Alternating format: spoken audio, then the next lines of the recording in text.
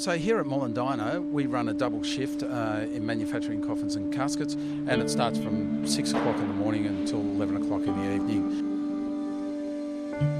We produce nearly 40,000 coffins and caskets out of this facility here on the Gold Coast each year, and the total Australian market is about 140,000 deaths per year.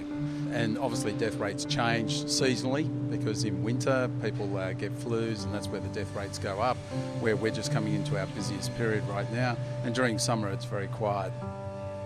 People don't realise how much actually work goes into a coffin, and the process is that the solid timber and the MDF panels all go through one end of the factory.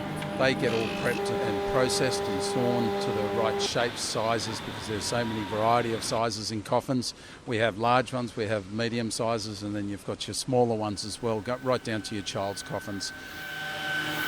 It's very confronting when you see the child's one. You sort of think, that's a young person that hasn't had a life, where if you see an older person, you know that they've got many years of stories to tell and they've had their life. But for young people, it's very confronting. It does make me stop and think about it each time. I lost my own son back in 2003. Going back through that process when I first came here, to say, wow, that's the casket came out of this factory that my son was in. So it is confronting. Once it's polished and comes out the other side, then you've got to look at the interior side of the coffin. So the lining side is always done last, and that's where all the pillows and everything is put together.